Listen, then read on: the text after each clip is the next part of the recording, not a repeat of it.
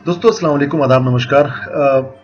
मोहब्बत के दंगे परिवार या कोई भी ऐसे लोग जो हिंदुस्तान में कुछ बदलाव करने की कोशिश करते हैं या फिर कुछ ऐसी बात करने की कोशिश करते हैं जिससे हिंदुस्तान की जनता आपस में एक होकर रहने की बात हो, यूनाइटी के साथ रहे, हम यूनाइटेड रहें, तो अक्सर उसमें कुछ कमेंट्स आते हैं जैसा कि ये है।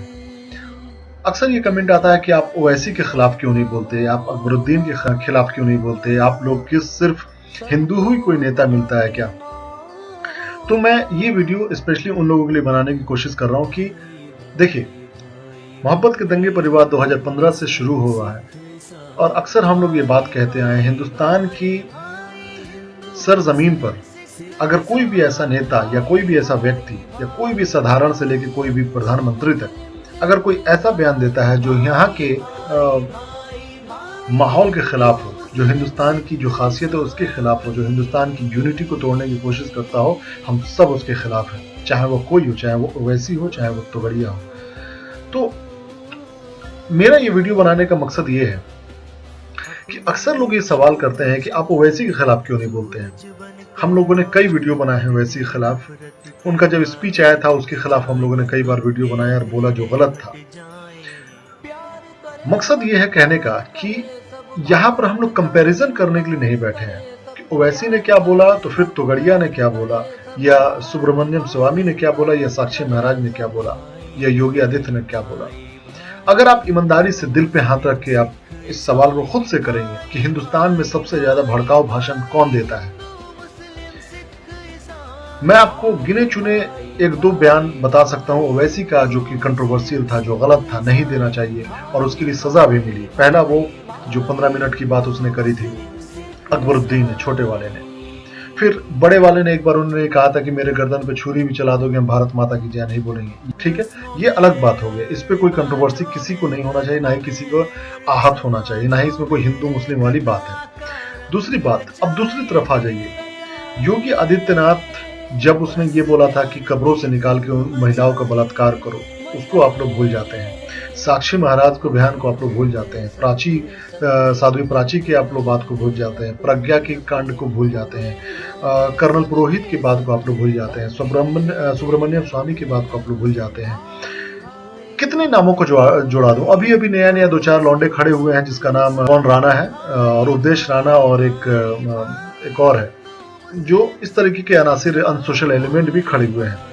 तो इन लोगों के बयान से जब आप कंपैरिजन कीजिएगा अपने दिल पे हाथ रख के ईमानदारी से, तो मैं ये नहीं कहता कि किसी को सही या गलत हम लोग जायज ठहरा रहे हैं।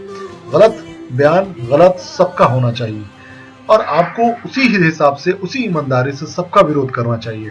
एक बयान 15 मिनट वाला जो ओवैसी का छोटा भाई दिया था अकबरुद्दीन, उसने सजा भी काटी, जेल भी गया, लेकिन मुझे आज तक बता दो क्या योगी आदित्यनाथ, क्या साध्वी प्रज्ञा, क्या साध्वी प्राची, क्या साक्षी महाराज कोई जेल गया? क्या मतलब इसका समझा जाए? इसका मतलब ये है कि किसी एक तरह की मानसिकता को हिंदुस्तान में बढ़ावा दिया जा रहा है, या फिर जो आप लोग कहते हैं ना अक्सर कि हिंदुस्तान में मुसलमानों को वो किया जाता है, संतुष्टिकरण वाली राजनीति के तहत रखा जाता है उनको, उनके वोट के लिए। लेकिन मुझे लगता है कि हिंदुस्तान में सबसे ज्यादा अगर संतुष्टिकरण होता है तो वो आप लोगों का होता है।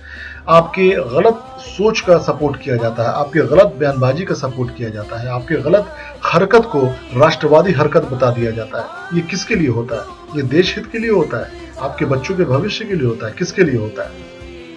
इस पर आप लोग गौर कीजिएगा तो ईमानदारी से बात समझ में आएगी। ये बिल्कुल सरासर बेईमानी होगी कि अगर आप किसी एक नेता के बयान को पकड़ लिए। मैं बार बार कह रहा हूं कि मुझे कोई मतलब नहीं है ओवैसी से या अकबरुद्दीन से, लेकिन गलत चीज गलत है, चाहे वो कोई दे, साक्षी महाराज दे, प्रधानमंत्री मोदी दे, या योगी आदित्यनाथ दे, या साक्षी दे, या सुब्रमण्यम स्वामी, या कोई भी तोगड़िया। गलत चीज गलत है।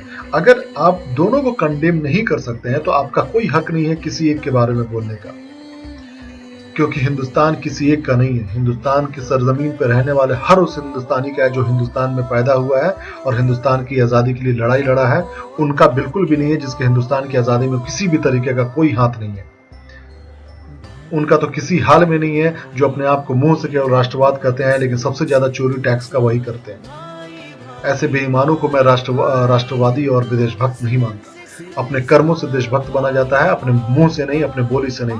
जिस देश में इतने बलात्कार होते हैं उसके ऊपर इतना हल्ला नहीं होता, जिस देश में इतने बच्चों को जान गंवाना पड़ता है उसके ऊपर हल्ला नहीं होता, जिस देश में इतनी हत्याएं होती हैं उसके ऊपर हल्ला नहीं होता, जिस देश में बॉर्डर पे आर्मी के जवान शहीद हो रहे हैं, उसकी वजह क्या है? हमारी कूटनीति कितनी कमजोर है, हमारी विदेश नीति कितनी कमजोर है। क्या से क्या बोला गया था 2014 में, वो कमजोर होती जा रही है और आज हिंदुत्व कमजोर नजर आने लगा। 70 साल, 100 साल, 2000, कई सौ सालों से चला आ रहा है ये धर्म, कभी खतरे में नहीं पड़ा था, लेकिन आज जब सब पढ़े लिखे हैं, जब सब समझदार हैं, तो हिंदुत्व खतरे में नजर आ रहा है, या हम कोई एक खास मजहब खतरे में नजर आ रहा है। ये बेवकूफाना बात है, बेवकूफ वाली बात है। ऐसी हरकतों में पढ़कर सिवाय अपने वक्त बर्बाद करने के और कुछ भी नहीं है। तो मेरी गुजारिश है कि किसी भी इंसान की बात को समझिए कि वो कहना क्या चाहता है और वो किस तरीके से फायदेमंद है हिंदुस्तान के लिए, हमारे हिंदुस्तान के लोगों के लिए।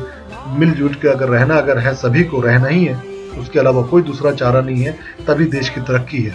अदरवाइज आपस में लड़ते रहेंगे हम लोग, एक दूसरे का नुकसान पहुंचाते रहेंगे, कोई फायदा नहीं होगा। सच्चाई का साथ दीजिए, तभी तरक्की है देश का। धन्यवाद। जय हिंद।